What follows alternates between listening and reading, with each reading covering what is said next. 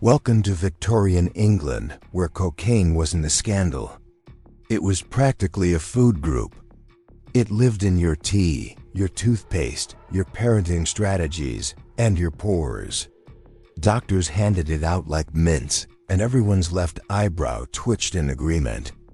This is the story of how an entire nation got absolutely blitzed on cocaine, while maintaining perfect posture and judging each other's curtains. If you enjoy drifting off to sleep with tales of history's most elegant addictions, hit that like button and subscribe for more cozy chaos. This episode is part of our Victorian series, a charming collection of bedtime stories exploring the most bizarre and beautiful sides of 19th century life. Tell us in the comments where you're listening from and what time it is, because there's something oddly comforting about knowing we're all drifting off to stories of powdered remedies and polite delusion. Now dim the lights, get cozy, and let yourself drift off as we step into a world where being calm, cheerful, and cocaine-enhanced was simply good manners. You just wanted to relax, that was it. You had a long day. You survived a particularly grueling piano lesson. The neighbor's horse sneezed on your crinoline, and your husband spent the afternoon dramatically coughing near the window, hoping you'd ask about his nerves. So when the chemist offered you a new temperance tonic, a chilled glass of something called Coca-Cola, you took it. You needed this. He'd promised it was non-alcoholic, invigorating, soothing, excellent for the digestion, and endorsed by the Pope, Thomas Edison, and someone's aunt who hasn't slept since April. The first sip is lovely, sweet, syrupy, a little citrus, a little spice. The second sip hits differently. By the third sip, your entire skeleton is vibrating, your jaw is grinding like a coffee mill, and you've developed a passionate interest in both the Crimean War and brass doorknobs. Your shoulders are doing their own thing. You feel the sudden, inexplicable urge to alphabetize the carpet. You've never felt more alive or more suspicious of wallpaper. You stare at the chemist. What's in this? He grins. Oh, it's quite safe, just coca leaves and cola nut. You blink. Coca as in cocaine? Very trace amounts, he says reassuringly. Almost none at all. Just enough to get the blood up, clear the sinuses, invigorate the organs, awaken the spiritual body, and make you forget your own name during dinner. You nod slowly. You're now 3 sips past the recommended dose and 2 minutes away from founding a new religion. Coca-Cola, as it turns out, was invented by a wounded Confederate soldier with a morphine habit, because of course it was. Dr. John Pemberton, pharmacist and sword recipient, had what polite Victorians might call a chemical inconvenience. So naturally, he looked for a cure by replacing his morphine addiction with a cocaine-based fizzy beverage. His early creation, Pemberton's French wine coca, was a knockoff of the wildly popular French drink Vin Mariani, a heady mix of red wine and Peruvian coca leaves. It was popular with everyone from Jules Verne to Pope Leo XIII, who was so fond of it he gave it a gold medal and apparently kept a hip flask on him for emergencies. Emergencies, in this case, meaning boredom, prayer fatigue, or Tuesday. But in 1886, Atlanta passed temperance laws banning alcohol. So Pemberton, ever the entrepreneur, removed the wine, added sugar syrup, carbonated the whole thing, and created a temperance drink that still included cocaine. This was like removing the gunpowder from a cannon and replacing it with fireworks. You still had a bang, but now it was fizzy and came with a head rush. Pemberton named it Coca-Cola and marketed it as a valuable brain tonic and nerve restorative. According to its early ads, it cured fatigue, headaches, bad moods, indigestion, shyness, and possibly ghosts. Its motto might as well have been, Why feel your feelings when you can drink them into euphoric submission? It was served at pharmacies and soda counters across the country. Patrons would walk in weary and walk out fully prepared to repaint their roofs, translate the Aeneid, and finally confront their ungrateful cousin Bernard. Thomas Edison drank it. Sherlock Holmes probably drank it. People in corsets drank it and immediately regretted how little lung room they had for all this adrenaline. Each serving contained a small but meaningful dose of cocaine. It wasn't until 1903 that the cocaine content was removed publicly, though it wasn't until 1929 that it was fully phased out behind the scenes. To this day, Coca-Cola still uses coca leaves, just decocainized ones, processed in a DEA-approved facility in New Jersey, which is absolutely the least surprising sentence you've ever heard out New Jersey. But none of that matters right now. You're 3 glasses deep, conducting an imaginary orchestra in the parlor, and drafting blueprints for a steam-powered sewing machine that also critiques poetry. You've accidentally cured your own sciatica by running in a circle and screaming, "I'm invincible," into the gaslights. And just as you're about to settle down, the chemist returns with something new. A bottle of red wine with a golden label and a recommendation from the Pope himself. You smile. What could possibly go wrong with wine and cocaine? It's just wine.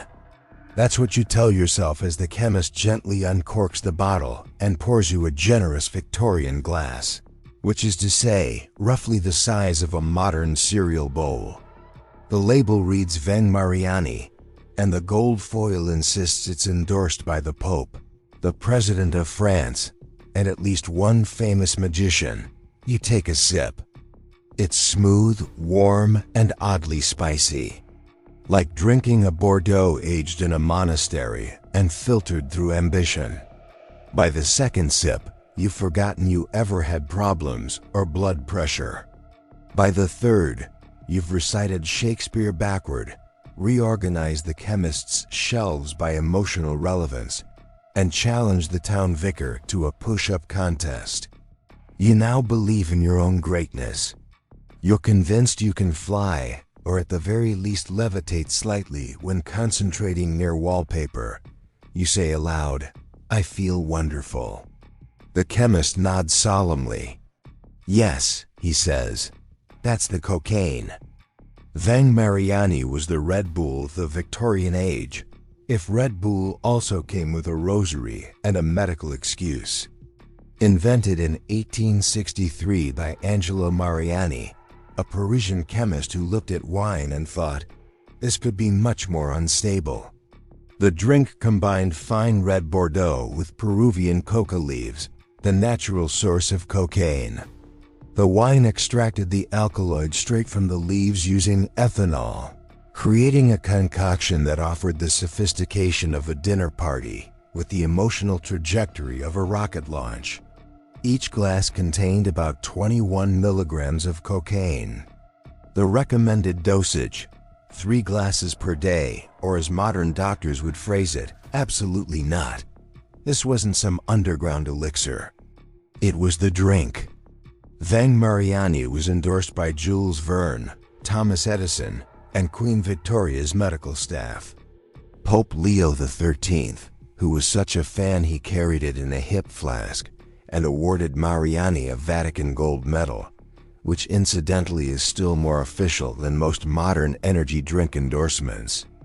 Ad campaigns described it as a tonic for mind and body, a wine for the weary, a spiritual uplift for the overtaxed soul, and apparently a legally permissible way to feel like a Victorian god. Even U.S. Presidents Grant and McKinley were known to enjoy it.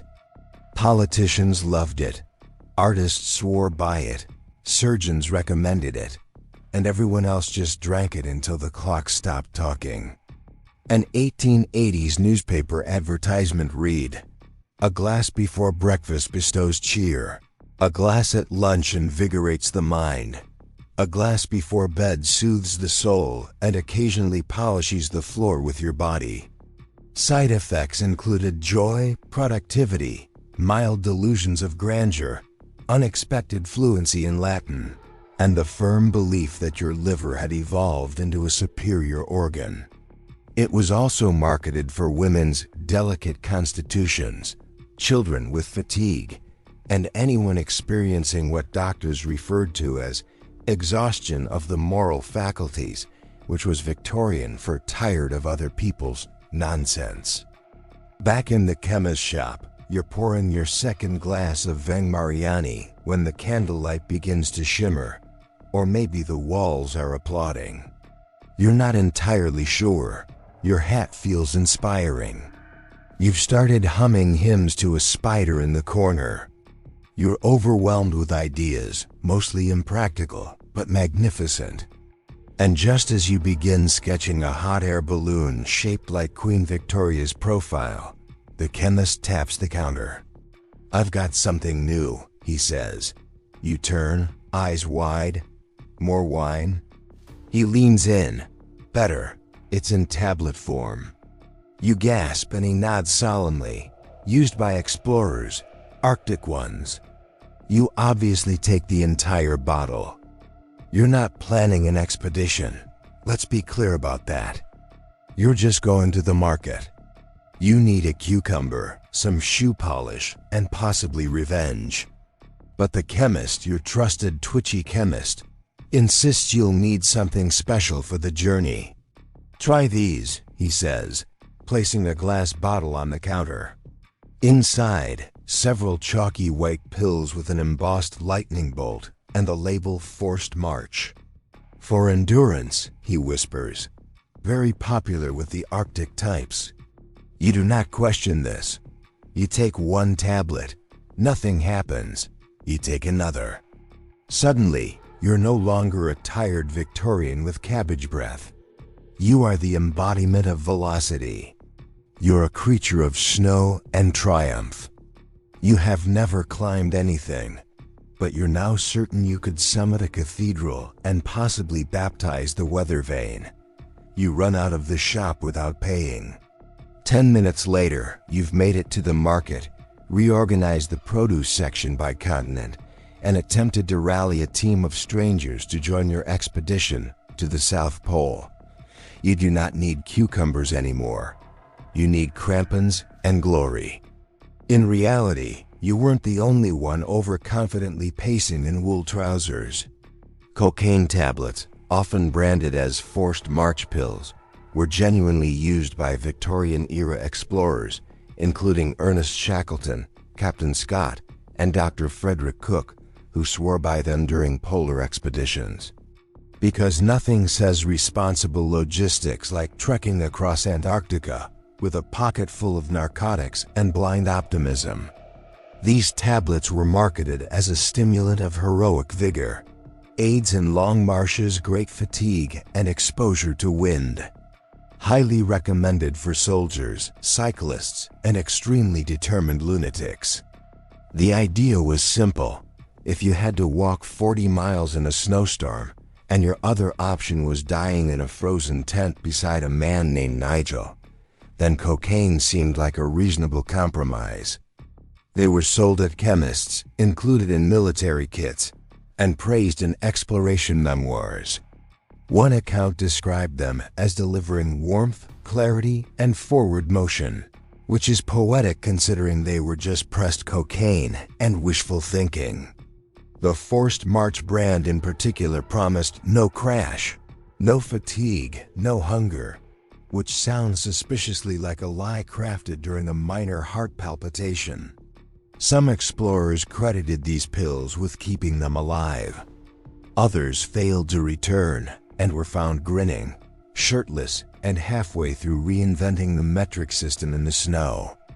Victorian newspapers didn't report many objections to these tablets, mostly because the people taking them had the energy to build a snow fort before the ink dried. Back in the market, you've now climbed a display of turnips and declared yourself governor of produce. You're sweating heavily. The cucumbers have lost all meaning. You've sketched a rudimentary flag using celery and a meat receipt. And just as you prepare to march home in triumph, you remember, oh yes, you forgot to brush your teeth this morning. Luckily, your chemist mentioned something earlier. Something about coca leaves, morning rituals, and tongue fur. You pop one last tablet. You've got hygiene to attend to. You wake up on the floor. This is not unusual. You suspect you got there by energetic means. Your boots are on the bookshelf. Your hair smells like celery. There's a vague memory of shouting South Pole or bust at the vicar's cat. You sit up slowly. Your pulse is still performing a drum solo in your ears, and your mouth feels like you've been licking the inside of a coal bin. Your tongue is dry, furry, and upon close inspection in a tarnished mirror, possibly developing its own opinions. This will not do. You need something cleansing, something herbal, something Victorian and vaguely French. Luckily, the chemist left you with a small glass vial labeled Morning Reviver for furred tongue, flatulence, and indecision. Perfect. You pour it onto your toothbrush, swirl it across your teeth, your gums, your soul. The effect is immediate. You can now taste color. Your tongue feels like it's been reborn as a slightly angry lizard. You scream, not out of pain, but because the clock just ticked and startled you. You leap from the basin, slap a towel rack, and declare the bathroom secure. You're now ready to face the day and possibly challenge it to a duel. Let's talk about the cocaine-powered Victorian morning routine. Because yes, there was one. In the 1870s to 1890s, several European physicians, including the Italian anthropologist and occasional lunatic doctor, Paolo Mantegazza, began promoting coca leaf products as the ultimate solution to morning woes. In his writings, Mantegazza claimed that coca could cure furred tongue, a condition caused by dehydration or bad dreams, alleviate flatulence, whiten the teeth, and improve one's general temperament, particularly when surrounded by annoying people. He recommended rinsing the mouth with coca infusions in the morning, a practice that gained popularity in hygiene-conscious Victorian households, especially among people who didn't question why their toothpaste made them want to organize the wallpaper. Articles in medical journals praised the astringent and awakening effects of cocaine on the mucous membranes. Dentists began offering cocaine pastes, powders, and even chewing gum-like lozenges for oral freshness and cheerful nerve stimulation, and the public followed with the same energy one might bring to an after-dinner seance.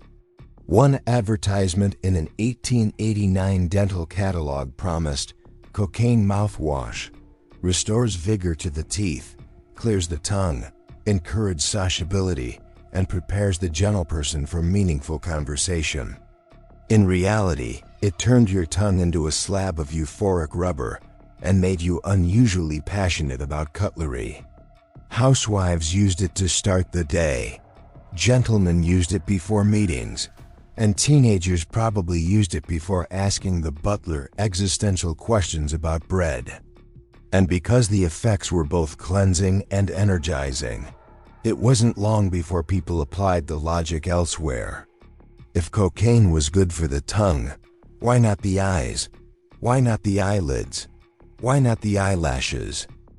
Back in the bathroom, you've successfully polished your teeth, calmed the towel rack, and attempted to reason with your own reflection.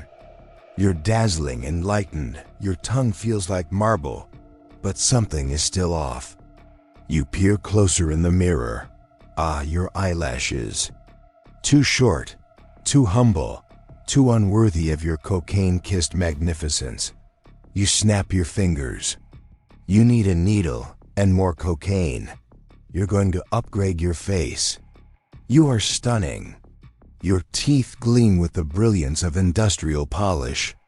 Your tongue is a sleek, glistening muscle of articulation.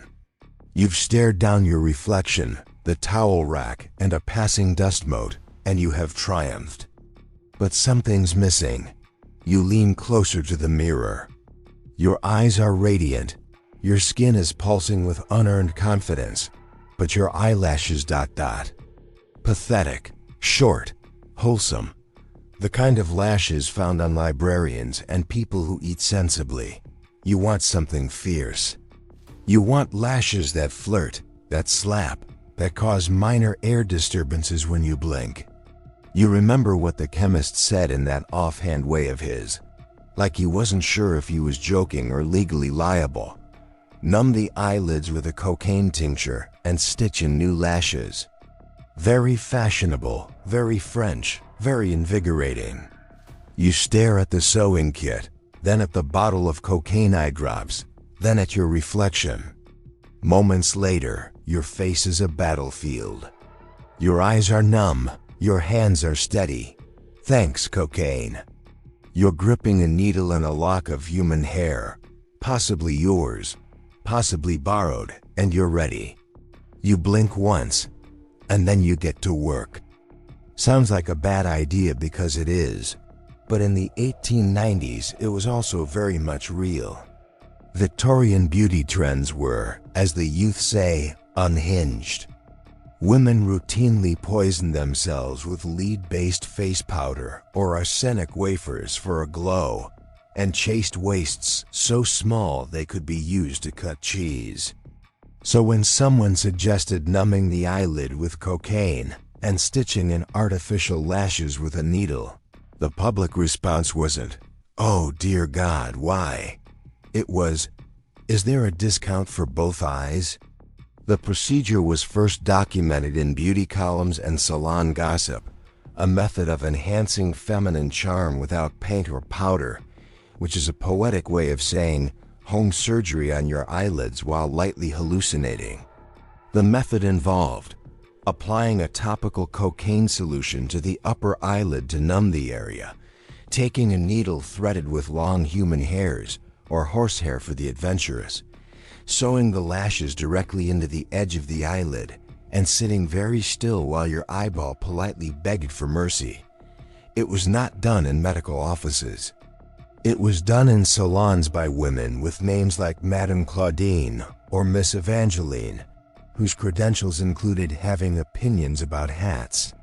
There are no records of how many people blinked halfway through and lost depth perception, but based on everything else Victorians did in the name of beauty, the number is probably too many.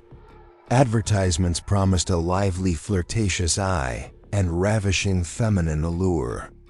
They failed to mention the bleeding, scarring, and general risk of looking like you lost a fencing match to a raccoon. But for those brave souls who completed the process, they emerged with longer lashes, glassy stares, and the unmistakable energy of a person who's seen the universe from the inside of a needle. Back in the mirror, you admire your work. Your eyelid is tender, but your lashes are present.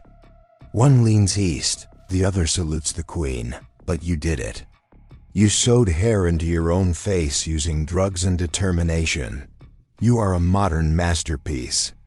You're also late for tea. You grab your parasol, your powdered gloves, and one last dab of nose refresher from a little red tin labeled Sniff Tonic for hay fever and moral weakness. You sniff it. The world tilts slightly, your sinuses clear, your confidence returns, your pulse rises. You're definitely ready for a garden party now. You're trying to behave. It's a sunny afternoon. The azaleas are blooming. The string quartet is playing something dignified and forgettable. Your corset is tight enough to reshape planets, and Lady Molesworth has cornered you near the lemonade table to explain at length her recent hysteria diagnosis and why she suspects her sofa is possessed. You smile, you nod, you die inside. You need something, a breather, a resurrection, a full chemical exorcism. So you excuse yourself politely, Fake a cough for dramatic flair, and retreat behind a topiary shaped like a nervous goose. From your handbag, you pull your salvation. A cocaine cigarette, marketed for hay fever, fatigue, asthma, and existential dread. The label promises immediate relief and moral uplift. You have no idea what that means. You strike a match anyway. You take one puff. Your sinuses open like French windows. Your lungs tingle. Your soul exits the body, does a cartwheel, and re-enters with a fresh pair of gloves and a positive attitude. Puff number 2. You've forgiven your mother, solved the wallpaper bubble in your drawing room, and composed a short opera titled The Duchess and the Thorn. Puff 3. You are reborn.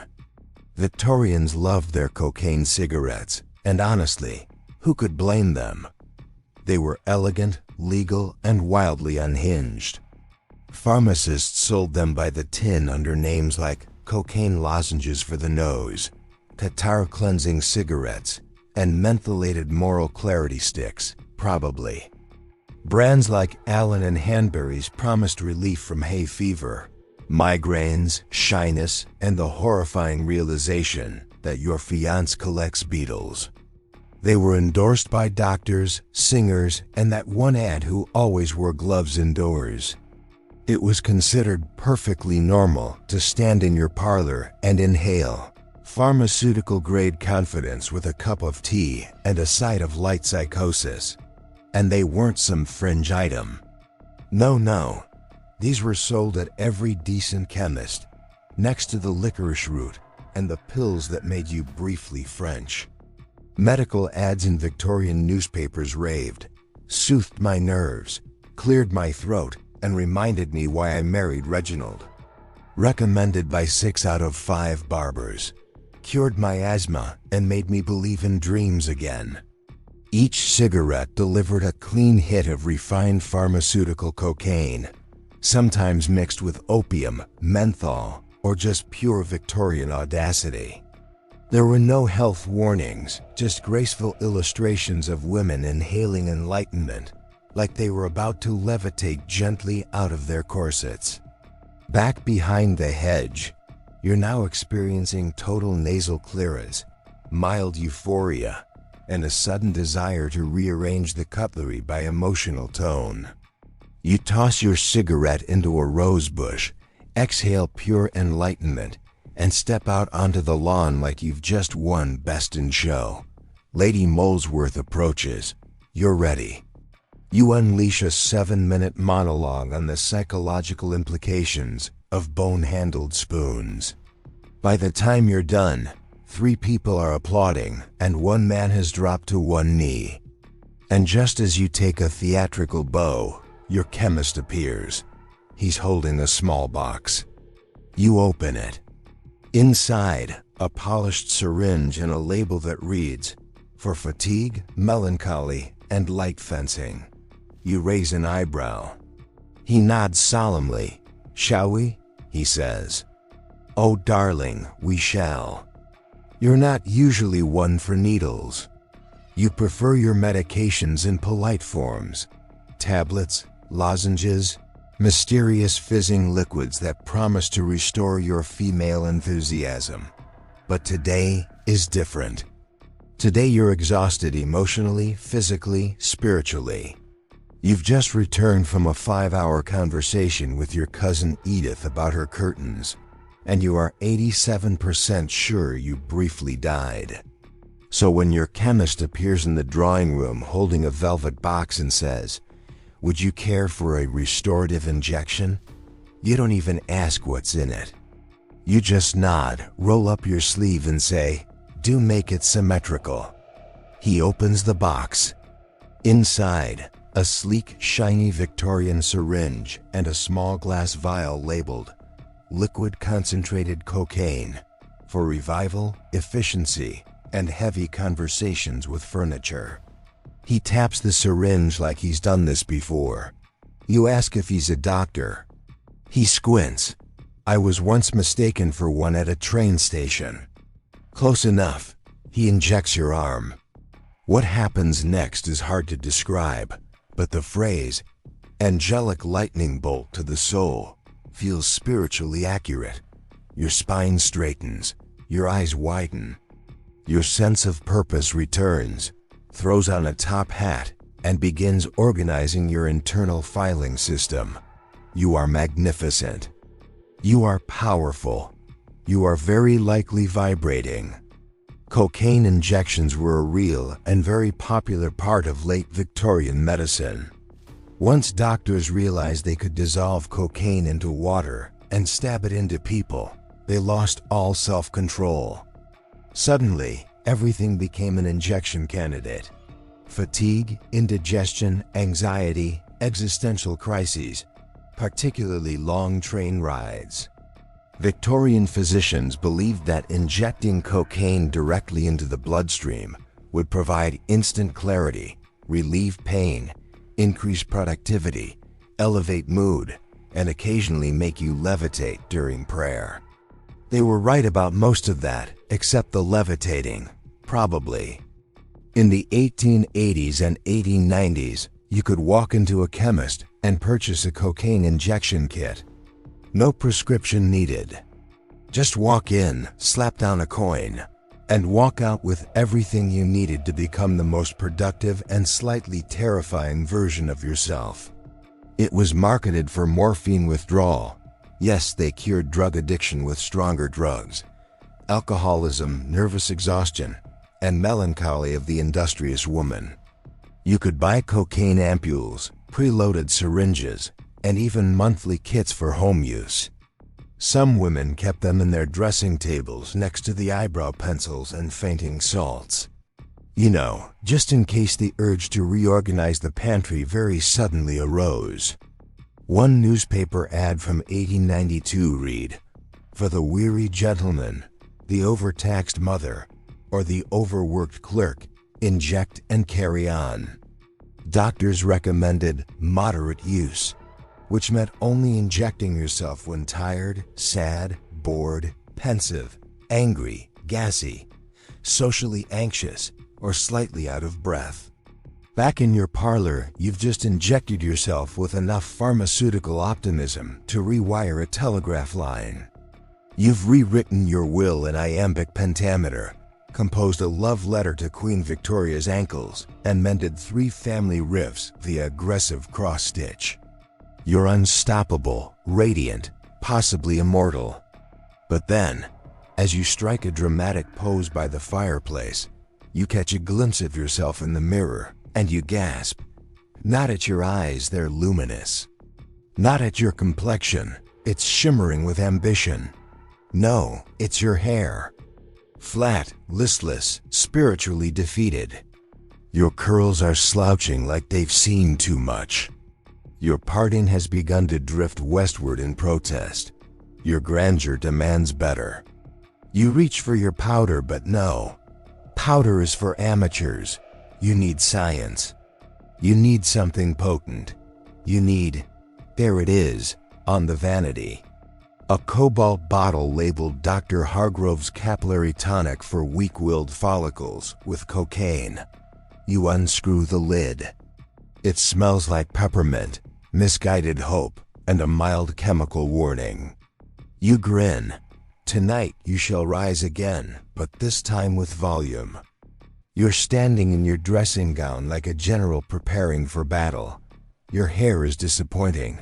Not bald, exactly. Just emotionally distant. It lays against your skull like it's been burdened by too many secrets. One side has curled itself into the shape of resignation. The other is visibly trying to resign. This will not do. You uncork the blue glass bottle from the vanity. Dr. Hargrove's Capillary Tonic for Weak-Willed Follicles with cocaine, camphor, and the power of hope. It smells like peppermint, death, and bad decisions made with excellent posture. You tilt your head forward. You pour. It hits your scalp like a sermon shouted by an opera singer inside a copper bell. You are instantly, profoundly awake. Your follicles buzz like a disturbed beehive. Your eyebrows attempt to retreat. Your sideburns file a formal complaint. Within 30 seconds, you feel it.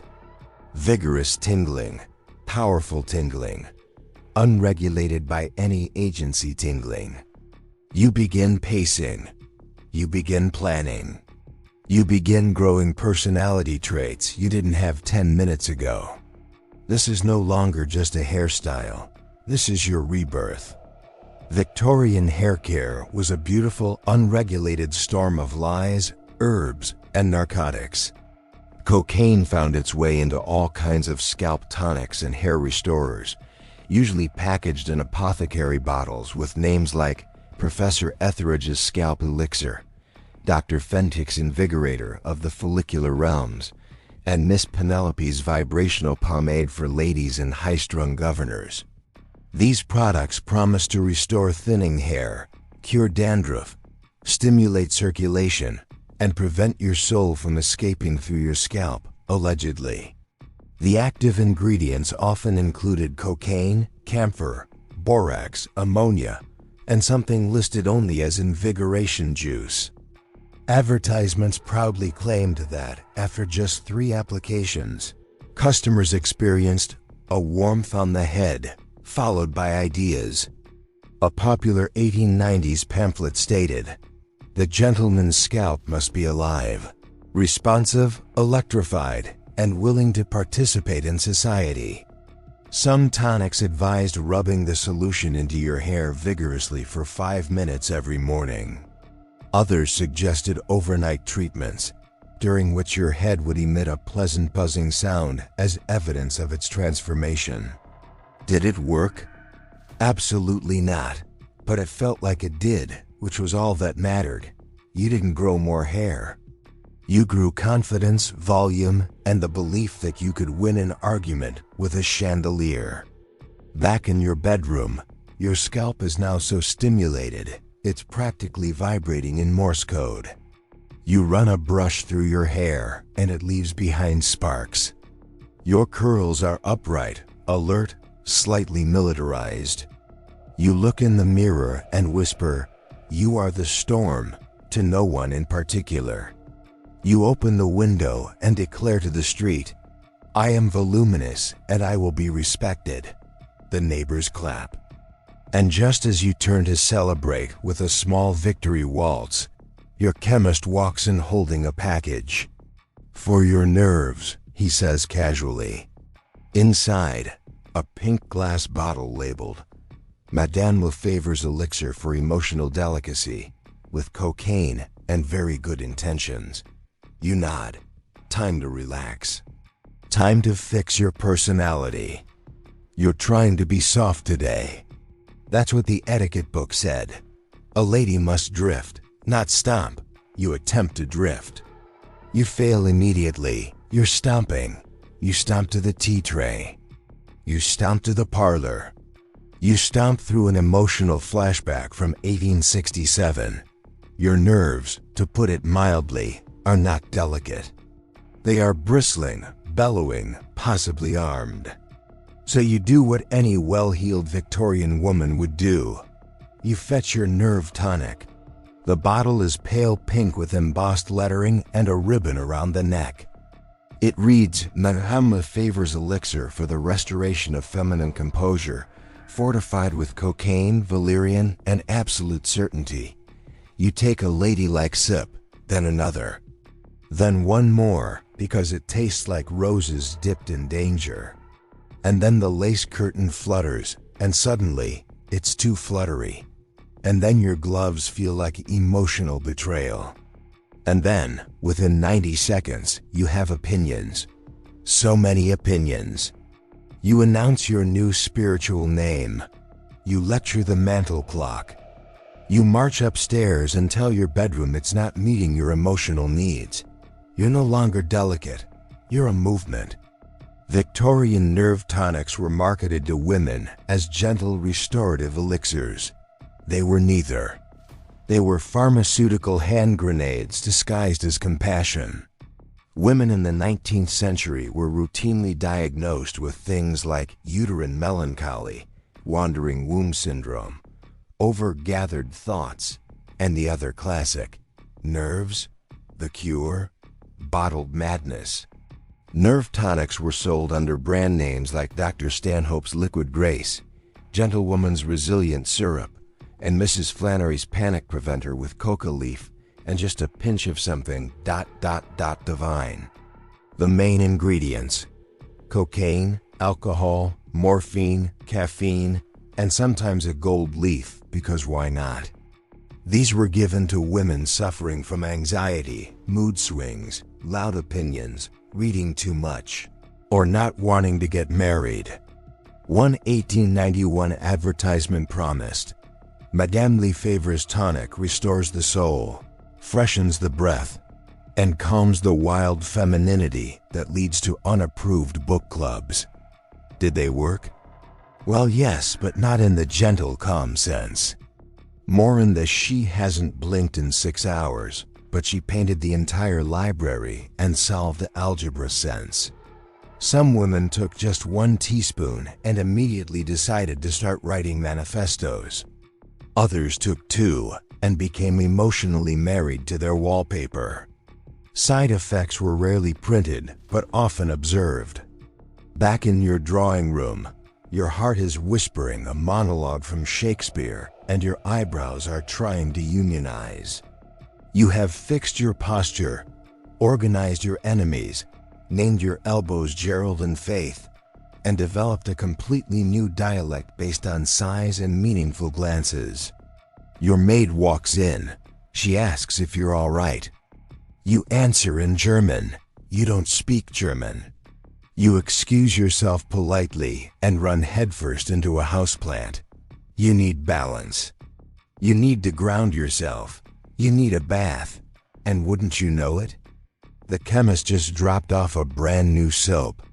You read the label, cocoa soap, for skin that feels touched by angels and also mildly on fire. You grab your towel.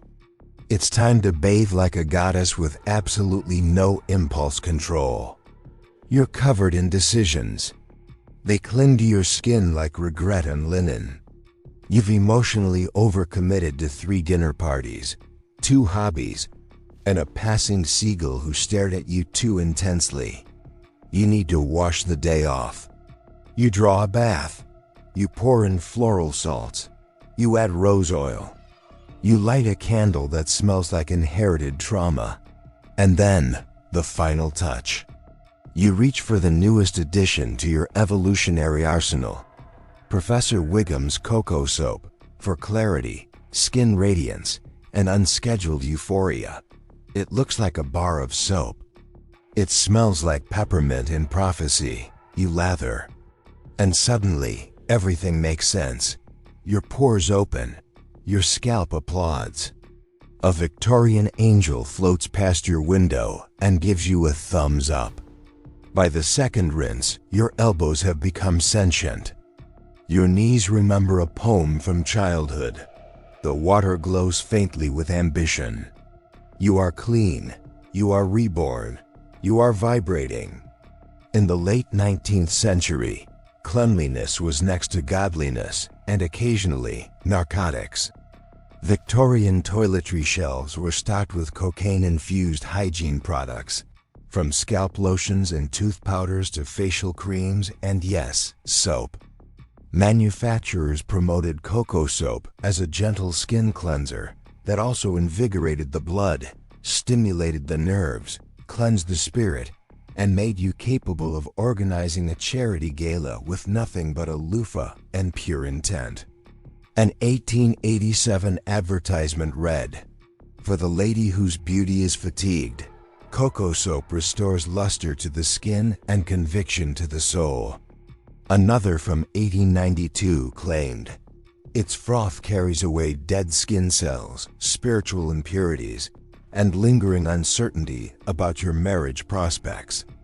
Common ingredients included cocaine hydrochloride, lanolin, lavender oil, and an amount of menthol described as bracing to the faint-hearted. Soap was no longer just for washing. It was a moral tool, a beauty enhancer, and a gateway to temporary omniscience. Customers reported feelings of clarity, warmth, slight numbness, and a deep, inexplicable need to repaint their ceiling in symbolic patterns. Doctors had mixed opinions, but mostly because they were busy bathing in the stuff themselves. Back in your bath, you're now floating. Literally, you've achieved the perfect balance of buoyancy and self-worth. Your cheeks are glowing. Your skin feels like rose petals dipped in cocaine logic. You no longer require towels. You air dry through sheer force of will. You rise as you glide to the mirror, and there on the washstand sits a final gift from your chemist. Cocoa Cosmetic Cream for radiance, wrinkle repulsion, and unholy levels of confidence. You smirk. You have exfoliated your past. Now it's time to moisturize your future. You apply the cream. You don't ask questions. You don't check the label. You simply scoop a generous dollop of cold, pink promise from the jar and smear it across your face like a Victorian goddess preparing for war. It tingles. Then it buzzes. Then it whispers. Your skin begins to hum. Your forehead achieves clarity. Your jawline begins issuing ultimatums to your neighbors. You're not merely hydrated, you're ascending. You add more. Why not? Your face deserves this. Your pores have been through things. They've witnessed corsets, public disappointment, and last week's spoon-related emotional incident at tea. As you massage the cream into your cheeks, the sensation intensifies. It's an electric ice, like you're kissing a glacier that sells stocks. Your temples pulse, your nose twitches. Your eyebrows stand up and politely announce their retirement. You glance in the mirror and gasp, not because you look bad, but because you look ready. Ready to confront your cousin, ready to rewrite etiquette, ready to become someone who never apologizes for blinking too loudly. You stare yourself down in the glass and whisper, "You are glowing. You are terrifying. And you are definitely going to file a strongly worded letter to Parliament about the emotional burden of table linens." Your reflection nods. It understands. Victorian cosmetic creams weren't just about beauty. They were about delirious ambition. Face creams, lotions, and night balms were often packed with cocaine, mercury, lead, and just a pinch of colonial overconfidence. They promised to remove blemishes, tighten skin, awaken the spirit, and erase emotions considered aesthetic liabilities. One real 1890s advertisement boasted, "Our cocoa cream invigorates the skin, restores youthful bloom, and calms the hysteria of an insufficiently admired woman." Another claimed, "Delightfully tingles upon application. One use and your jawline may become ambitious." These creams were marketed to women with melancholy countenance, women with marriage fatigue, and women who had simply been outside too long and caught a case of sunlight. They were sold in elegant pots with swan-shaped lids and botanical etchings, as if the packaging might distract from the fact that you were smearing pure narcotics onto your skull. Physicians occasionally raised concerns about prolonged exposure, to which most customers replied, "But have you seen my skin?" and continued glowing into the void. Back at your vanity, you now resemble a well-lit threat. Your face glistens with purpose. Your lips have naturally plumped themselves out of fear. You smile at your reflection, and it winks back with visible menace. You descend the stairs like a woman who's about to file paperwork against a duke. At the bottom, your chemist awaits. He offers you a tray. On it, a single chocolate truffle. You arch an eyebrow. He nods. "It's medicated," he whispers. "For the nerves and for the sugar deficiency brought on by spiritual excellence." You bite in. "Oh no. That's not cocoa. That's coca. Sweet, euphoric, slightly alarming. You chew slowly. You're about to become a confectionery god. You deserve a treat. You've moisturized. You've conquered your own reflection. You've sent 3 telepathic messages to your enemies, using only your eyebrows. You've earned this. So you pluck the dainty pink box off your silver tray and untie the satin ribbon with the reverence of someone diffusing an emotional bomb. The chocolates inside are delicate, little domes of sugar, elegance, and probable felony. You pop one into your mouth. It tastes like lavender, power, and secrets no one should know. You chew slowly. Your pupils dilate. Your spine reboots. You hear a faint but unmistakable whisper. You are unstoppable. By bonbon number 3, you've rearranged your furniture by aura and written a 5-act play about forks. By number 4, you can smell time. You're now 82% bonbon and 18% prophecy. Victorian society believed in cocaine for wellness, and nowhere was this more deliciously dangerous than in their sweets. Cocaine-laced chocolates were marketed for women suffering from melancholy of spirit, students facing mental overexertion, and literally anyone with a mouth and access to disposable income. These were not niche treats. These were department store staples. They came in flavors like rose, vanilla, mint, and unrelenting ambition. And copy from the 1890s promised, stimulates the intellect while delighting the palate. For the busy lady, the fretful poet, or the underwhelmed governess. Some boxes even included dosage instructions. 1 bonbon for cheer, 2 for vigor, 3 for productivity, 4, not recommended during legal proceedings. Manufacturers claimed the chocolates invigorated both mind and complexion, which is rich considering they were essentially edible brass knuckles for your nervous system. Doctors debated whether they were appropriate for children, which was a polite way of asking, how small is too small to hallucinate a Christmas goose reciting Shakespeare? Back in your parlor, you've now finished the box. You're hosting a tea party for 12, even though no one was invited.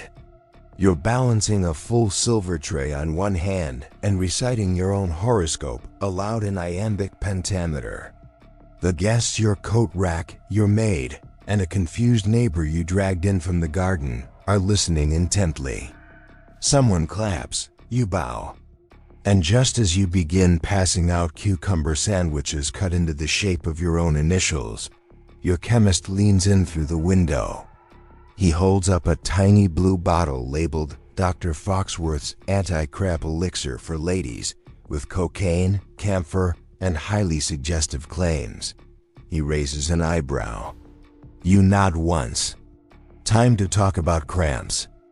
The cramp hits like betrayal, not a soft ache, not a whisper.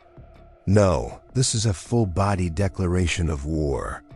It arrives with the elegance of a drunk goose and the emotional subtlety of a thrown candlestick. You freeze mid-step, one hand on your abdomen, one hand gripping the nearest furniture. You gasp as though someone just insulted your bonnet in public. Your uterus is throwing furniture. Your ovaries are unionizing. You can feel your corset judging you. You hobble toward the vanity like a woman on a mission and a minor internal revolt. You fling open the drawer, knocking over 3 jars of eyebrow cream and a commemorative brooch you haven't emotionally unpacked. There it is. Dr. Foxworth's monthly lady elixir for the inner turmoil of a well-dressed woman, fortified with cocaine, camphor, laudanum, and determination. You unscrew the cap with shaking hands. The smell hits you first. Eucalyptus, danger, and the faint memory of an inappropriate poem you once received in boarding school. You chug it, because you were done playing games.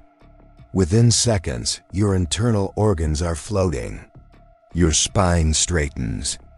Your pupils dilate so hard you can hear the carpet's secrets. You are cramp-free. You are pain-free. You are technically unmoored from linear time. You take a second swig because one should never face menstruation, polite society, and a disappointing tea tray while sober.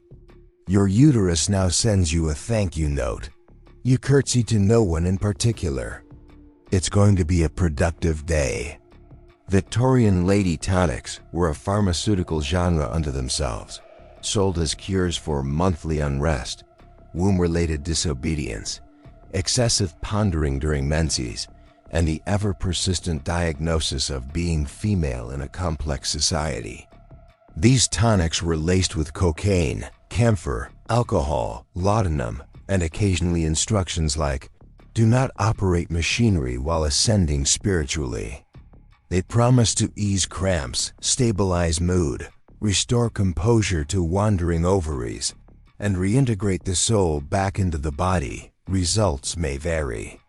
Advertisements in women's magazines featured endorsements like, "After just one spoonful, I forgot I had a uterus and began playing the pianoforte with both hands and no regrets." Or, "My wife used to cry at doilies. Now she repaints the shed in under an hour." Some tonics even came with gold-trimmed measuring spoons, because if you're going to hallucinate respectability, you should do it with elegance. Back in the parlor, you are cramp-free and on your 4th hour of lecturing your armchair about the feminist implications of lace trim. You have rewritten your diary as a political pamphlet, created a pie chart tracking your mood swings and their victims, and resolved firmly to abolish Tuesdays. You're wearing 3 shawls, none of which belong to you. Your hair is perfect. Your shoes are emotionally supportive. The maid peeks in. She holds up a delicate green tin. You read the label, "Children's Soothing Syrup, for teething, fussing, and excessive opinions. Cocaine enhanced. Trusted by governesses, wolves, and God." You raise an eyebrow. She nods solemnly. You tilt your head. "Just a taste," you whisper. "For science." The child is screaming. Not politely, not whimsically. No adorable little sobs into a handkerchief embroidered with sheep.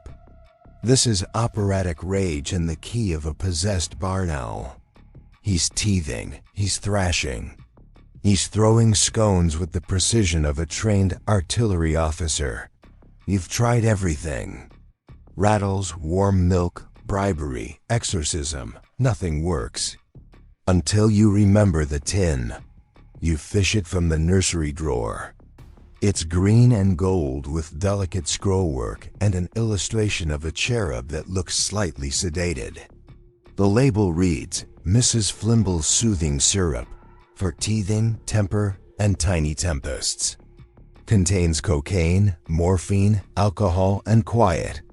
You measure a spoonful, then reconsider. You double it. You pour it gently into his shrieking mouth like a sacrament. He blinks. He hiccups. He sighs. And then silence. He stares at you like he's just solved gravity and might write a thesis about it. You pick him up. He waves once regally and then falls asleep mid-blink. You're not sure if he's cured, dreaming, or temporarily in another dimension. But you're sure of one thing. You have discovered peace. Victorian parenting was less about gentle bedtime routines and more about chemical diplomacy. Soothing syrups, calming powders, and infant pacifiers were routinely laced with cocaine, morphine, alcohol, chloroform, and the general attitude of, "They'll be fine probably." These were sold over the counter. No prescription, no warning label, no hint that your child was about to astrally project through the wallpaper. Popular brands included Mrs. Winslow's Soothing Syrup, Jane's Carminative Balsam, Godfrey's Cordial, Dalby's Elixir, and Quiet Baby, now with triple morphine power.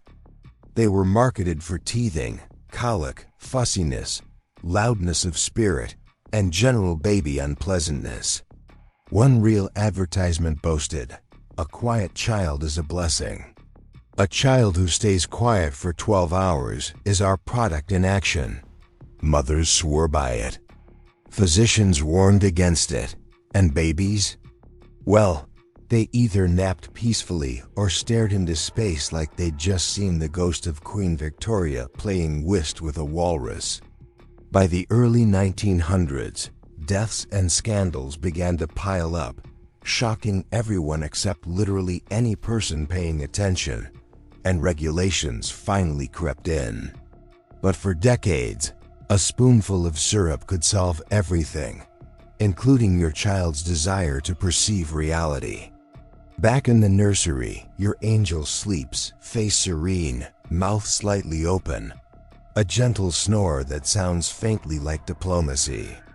You sigh, and just as you sit down to rest your weary, judgment-clouded mind, your chemist knocks on the door holding a brown bottle wrapped in ribbon. You read the tag, Mr. Crumb's Medicinal Cocoa, a hot beverage for the entire family, fortified with cocaine and the spirit of adventure. You smile. Because really, what better way to relax than with cocaine hot chocolate? The cocoa hits like a letter bomb from God. One sip and your blood is holding a staff meeting. Your eyelashes straighten with ambition. Your heartbeat files for overtime. You're warm, wide-eyed, and wildly overqualified for every conversation you've ever had. You stand up slowly, then faster, then again just to make sure gravity knows who's in charge. You're no longer a person drinking cocoa. You are the cocoa. You are the mug. You're the entire beverage experience. Ideas pour into your head like they're trying to beat a deadline. You reorganize your furniture using only your aura. You finally understand calculus. You write a 47-page apology letter to your third-grade art teacher, and then withdraw it because you've just remembered you were right all along. You're incandescent. You're unstoppable. You are mildly concerned about how hard your ankles are vibrating. You check the time, and it's 2:03 a.m. You don't blink. You don't breathe. You alphabetize your neighbors. You're finally relaxed. Medicinal cocoa in the Victorian era was considered the healthier alternative to tea or coffee, which is wild because it often contained cocaine, caffeine, spices that once started naval wars, and just enough sugar to make your heart file for hazard pay. Fortified cocoa was marketed for nervous exhaustion, physical fatigue, mental fog, and spiritual underachievement. It came in powdered or liquid form and could be served hot or cold, depending on how badly you wanted to hallucinate before breakfast. An 1889 advertisement claimed, "For ladies who require focus and fortitude, and for gentlemen with fragile blood and business ambitions." It promised restful alertness, gentle invigoration, and an increased capacity for civilized outrage. Doctors said it was an excellent stimulant for the overstimulated. Children were given half doses, elders were given 2. People who protested the contents were told they were simply not embracing their inner vigor. Reports from users varied. I organized my sewing kit by emotion. I argued with my mantle clock and I won. I haven't blinked since Tuesday, and I feel terrific. Back in your parlor, your cocoa cup is empty. You've repolished the silverware, invented a better alphabet, and ghost-wrote your husband's memoirs, all while pacing in circles and muttering things like, "Justice is a saucer, and I am the tea." You check the clock. It's 2:47 and Mom, you're not sleepy, you're brilliant. You're possibly glowing. Just then, a small package slides through the mail slot. You pick it up and read the tag. F. Grimble's Invincible Hay Fever Snuff. Breathe easy, think hard, cough in Latin. Cocaine enhanced. You smile. There's always room for a little nose powder before sunrise. You're in the garden, communing with a fern. It understands you. You've just blown your nose so hard that time paused for a moment, apologized, and kept going. The world is vibrant, the air is electric, the leaves are gossiping, and frankly you agree with them. You've taken your hay fever medicine, which is to say, you have snorted Victorian enlightenment. Every flower is too beautiful. Every breeze is a revelation. Every sneeze feels like a minor religious awakening. Your eyes are watering, but in a philosophical way. You're not crying. You're simply moved by the emotional complexity of grass. You crouch beside a daffodil and whisper, "I know." You don't know what you know, but the daffodil nods solemnly. At one point, you try to write a letter to Queen Victoria in the dirt using a stick. You don't finish it because you become deeply distracted by the smell of sunlight and the suspicious behavior of a nearby goose. You are clear. You are free. You are so alarmingly alert that the trees seem to flinch when you blink. Someone sneezes in the distance and you whip around, fully prepared to offer them medical advice, a handkerchief, and a brief interpretive dance about nasal liberation. You're outside, you're medicated, you're dangerous. In the Victorian era, hay fever wasn't considered a seasonal nuisance. It was a moral failing of the sinuses. Victorians treated it with cocaine-based nasal powders, often sold as snuffs, inhalable tonics, or just for the restoration of nasal vigor. Common brand names included Grimble's Snuff for Gentle Persons, Dr. Marlowe's Nasal Fortifier, and Perry Davis's Nose Dust, patent pending. These products were marketed as treatments for hay fever, catarrh, sinus distress, and emotional sniffing. They came in tins, bottles, or single-use packets, and were often accompanied by ads like this one from the Boston Globe, 1889. A single pinch relieves all obstruction of breath, clears the mind, and restores civility to the sneezing gentleman. One real ad for Dr. Gray's nasal cure claimed, "Favored by choirs, chemists, and men of finance. A nasal revelation." The Cincinnati Enquirer, in a review of health tonics, 1891, even joked, "If one cannot breathe clearly after Dr. Thornton's coca snuff, then perhaps one should consider breathing as optional." Of course, many of these contained not just cocaine, but also camphor, menthol, ground-up herbs, and a palpable lack of regulatory oversight. People swore by them. Some claimed the powders helped with memory, focus, and ambition, while others used them to clear spiritual congestion before church or tea with difficult aunts. Side effects included hallucinations, nosebleeds, and profound confidence in one's opinions about doilies. Back in your foyer, your sinuses are now whistling the national anthem. You've ironed 6 handkerchiefs with your stare. You've predicted tomorrow's rainfall. You've begun offering nasal readings to guests like a fortune teller for the emotionally constipated. The room smells like lavender and dust and potential. You reach for another sniff, just a light top off, you tell yourself, and then you spot it on the tray. A pale purple bottle with a silver cap. The label reads, Madame Belvoir's Facial Toner and Complexion Corrector. For tired skin, thin confidence, and beauty beyond your station. With cocaine. You blink slowly. Time to do your skincare. With enthusiasm and consequences. You're already speaking. You don't know when it started. You don't know to whom. But you are mid-monologue, standing atop an overturned tea crate in the park, addressing a bewildered crowd of 12 bystanders and one very judgmental pigeon. Your voice is crisp, your spine is steel, your eyebrows are conducting their own separate lecture. You feel unstoppable. The public speaking tonic has fully kicked in. Your left hand is gesturing with such power it nearly starts a small windstorm.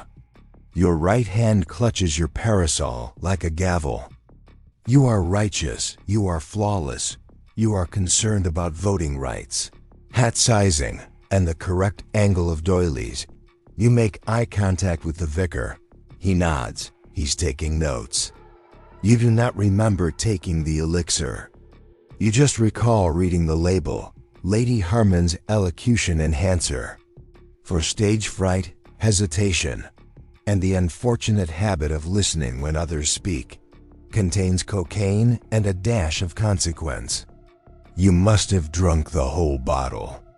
You have not stopped talking for 38 minutes. Victorians faced enormous pressure to speak properly in public, and the solution, naturally, was pharmaceutical confidence in a bottle.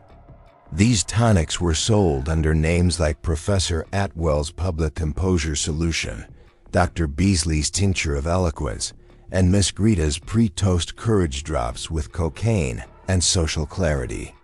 They were advertised to orators, debutantes, actors, preachers, and anyone who suffered from unsteady tone, verbal meekness, or the soul-crushing weight of eye contact. A typical formula included cocaine, brandy, peppermint oil, and possibly fireworks based on the effect. These tonics were often used before speeches, marriage proposals, dinner toasts, and loud opinions at garden parties. One real-life testimonial published in the Cheltenham Journal, 1893, stated, "Having taken the elocution enhancer, I addressed the town council, my mother-in-law, and 2 swans. None interrupted me. I felt seen." Stage actors were notorious users, so were clergymen, lawyers, and some governesses with unusually compelling bedtime story delivery.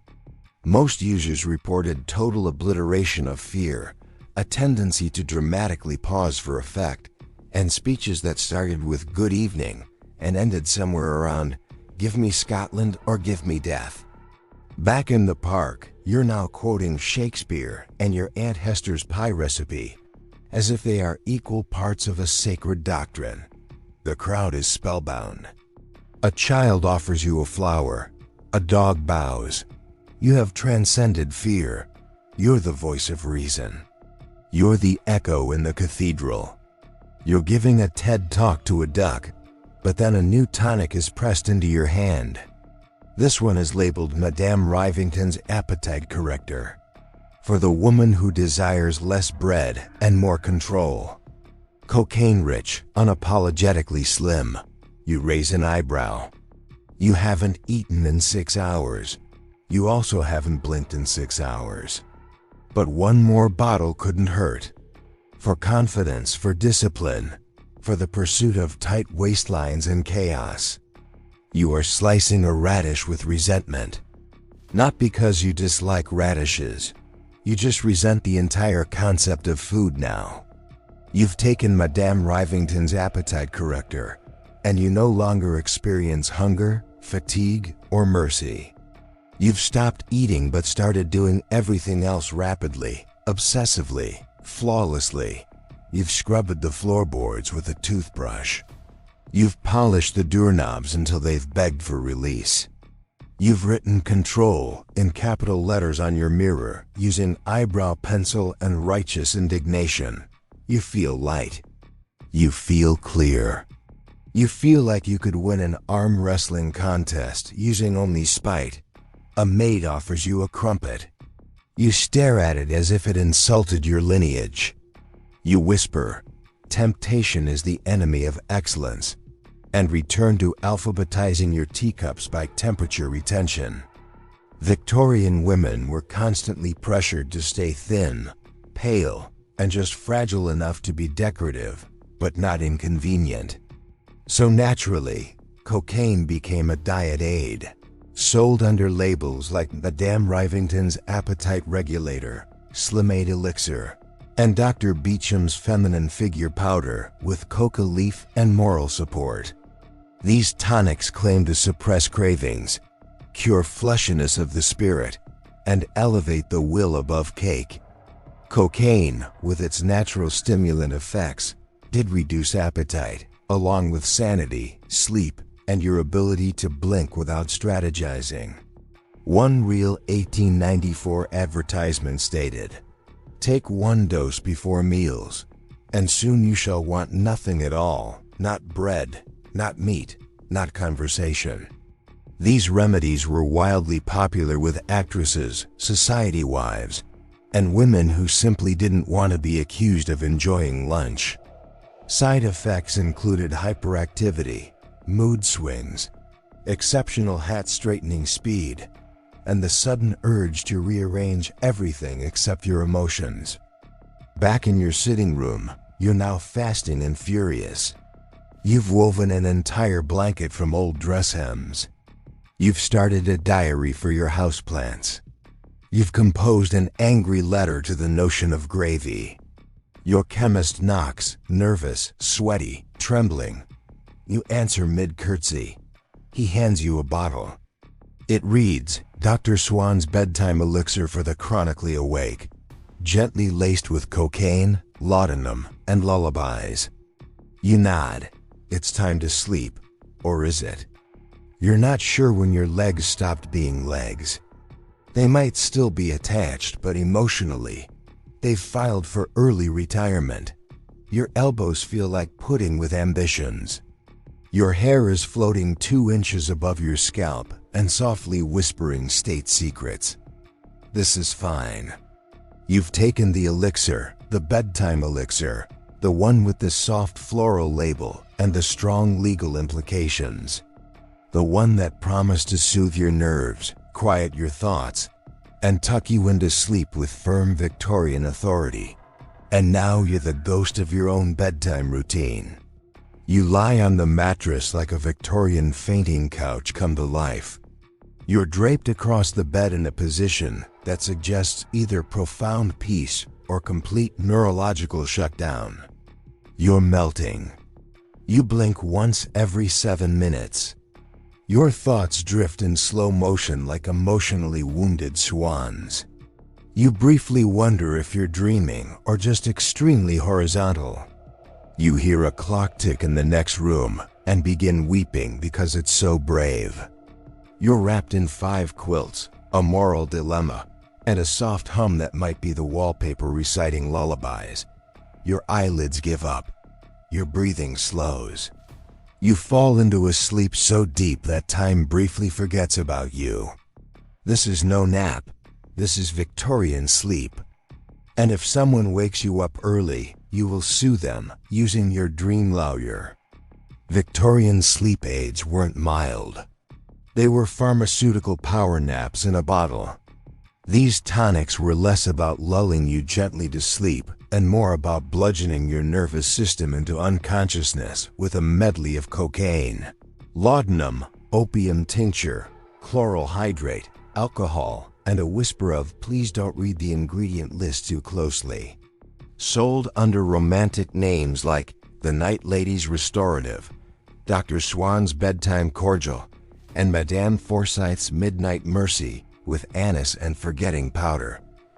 These products were used for insomnia, hysteria, excessive ruminating, and women who read past dusk and therefore became alert in the worst ways. One article from the Illustrated Police News, June 1892, recounted a case where a woman, long afflicted with nervous wakefulness, was found resting most peacefully at last after consuming a double dose of a sleep tonic sold near Piccadilly, described only as a cordial of curious aroma and disturbing silence. Meanwhile, the British Medical Journal cautioned in 1889, though some tinctures achieve the appearance of slumber, they may quiet more than restlessness and must not be mistaken for safety.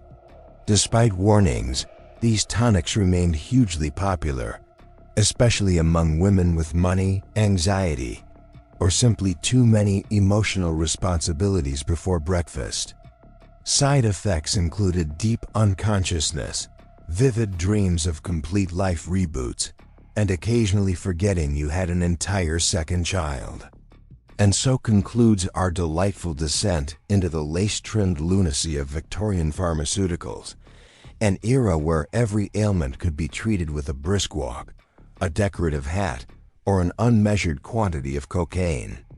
They snorted it, smoked it, rubbed it on their gums, brushed it into their hair, fed it to their children, massaged it into their emotions, and called it wellness.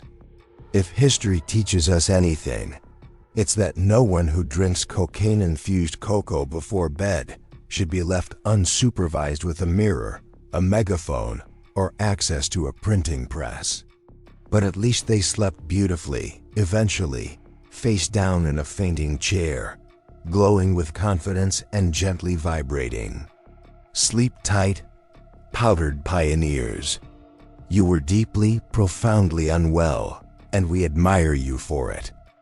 And now, as the last powder is brushed from the vanity, and the drawing room settles beneath moonlight and mildly twitching curtains, I hope this strange walk through Victorian cocaine lingers, like the sting of tonic on the tongue or the echo of a monologue delivered to a completely silent fern. You've braved beauty creams, bonbons, nasal snuffs, and elixirs so energizing they made teacups nervous. But now it's time to rest. The bottle is empty, the eyebrows have relaxed, and for tonight, the nerves are still. If you're still awake, congratulations. You've survived another evening inside history's most passionately overstimulated era. Hit subscribe so we can unbox another strange corner of the past tomorrow night. And as you drift, the soft crackle of the fire will carry you deeper, far from powdered morals and caffeinated skincare, and into sleep.